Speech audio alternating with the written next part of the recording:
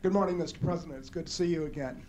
I feel like I've been put on the spot a bit, but I'd like first to begin with a comment that I have been very much struck by the tone that you have taken in your first days and weeks and months in office about the very strong stance you have taken in poor governance. And I would just wonder, Mr. President, if you'd want to elaborate a little bit more on your programs in that area.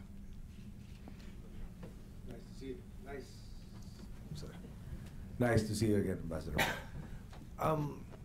Any politician, I think, well, anybody for that matter, will always be confronted with choices. No?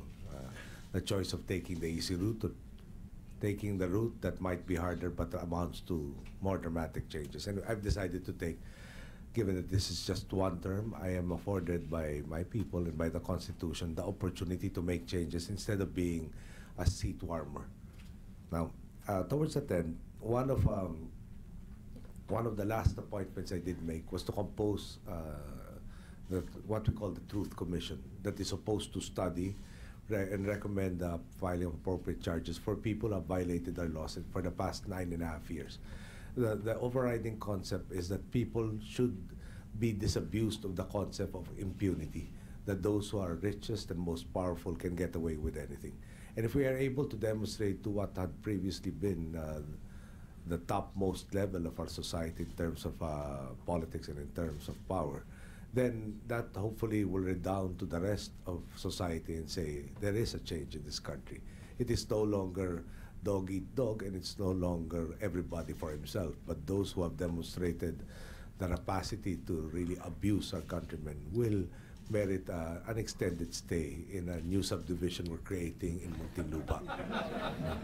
We have purposely made sure that this land is not privatized because we have need of the land to set up new facilities for their housing. The old regime has tried to put in all of the legal stumbling blocks. They've tried to put in their people in so many different institutions and offices, primarily perhaps in an effort to retain, if not regain, the vestiges of privilege that they once had. We are committed to changing all of that, and I think with the support of our people, in all humility, one of our survey firms, one of the more prestigious survey firms, gives us a net approval rating right now of about 88%. Even after the incident, it was a high 73%. That emboldens us to face anybody and everybody in our country and say, unless you have these numbers behind you, I think we are in the majority, and it's the majority that decides in a democracy. I'm very fortunate to have the whole economic team and a lot of members of my cabinet driven by the same desire to effect real changes. No? We will be given this one chance. We hope to be able to really transform our society to such a degree that whoever follows us will be compelled by the voice of this majority to continue what we have started. And towards that end, it will be growth to growth. Hopefully, what has been happening in our stock market, once the economic fundamentals have been dealt with, will be a harbinger of things to come, from peak to peak, and very little, if any, dips whatsoever. And with your help, we can effect all of these changes and the benefits attendant to it for our people as soon as possible. Thank you. Front from Devery Buvner from Cargill. Can you stand, Devery, so they can see where to bring the microphone? There we go. Good morning, Mr. President. Devery Bufner with Cargill. Welcome. Cargill is a food, agriculture, and risk management company, and we're invested in the Philippines. And I noticed that one of the priority sectors that has been listed by your administration is agribusiness, and rightfully so in terms of enhancing food security in the Philippines. And I was just wondering if you might expand a bit on your vision and your administration's vision for enhancing food security and how private investment can help facilitate that in your country. Thank you. Thank you, Ms. Cargill. I'm sorry. Actually, she likes that name, sir. That's a great name. We are family owned, so it's okay. One of those things that happens when you don't travel abroad for too long a time. But anyway, we have a very dynamic Secretary of Agriculture present, who actually took up architecture but wound up with agriculture as his passion. He was a former congressman, and in his district, he sought to make changes in the way things are done. We have a diminishing farmer population base.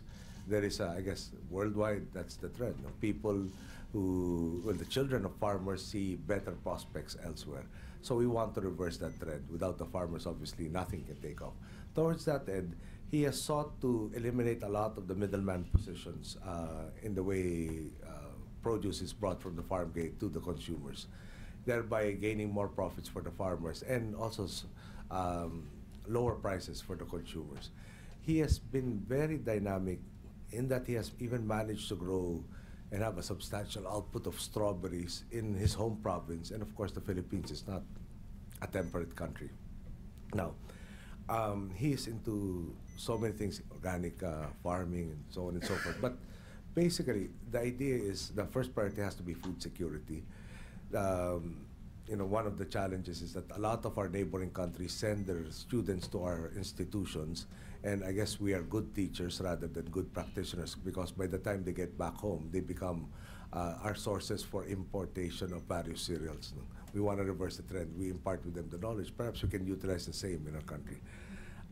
The transport hub is one that will really be addressed by our administration. Provision of cold storage facilities to link the entire archipelago and have even just domestic availability for the produce extant in the entire archipelago is also another priority. Grains terminals. The grains terminals also is again another of our priorities. But the end in view is the focus has to be on making the profitability of each farm holding, and therefore the profits of the farmer, that much better that we retain the population and perhaps really invigorate the desire of our younger generations to go back into agriculture. Regardless of any other direction we will have, without food security and the increasing competitiveness in securing all of these food supplies, everything will come to naught if we do not address that. So again, let me reiterate, perhaps there's also a built-in bias. I come from an agricultural dominant region of the country. It is high time that focus be redirected towards the sector that has long been neglected except for headlines. So that is being done at the present time. The U.S. ASEAN Business Council, our gracious hosts at Citi, and all the distinguished ladies and gentlemen in the audience. Sir, we want to thank you for sharing your time with us today, your vision. I think you can sense in the room the excitement and the enthusiasm for doing business in the Philippines. And I want to assure you that the American business community will be there for you. We're looking forward to partnering with you to help you realize these dreams. So, sir, we wish you enjoy New York, a safe and successful trip, and to all of you, thank you very much for coming. Please give President Aquino a warm thank you. Thank you.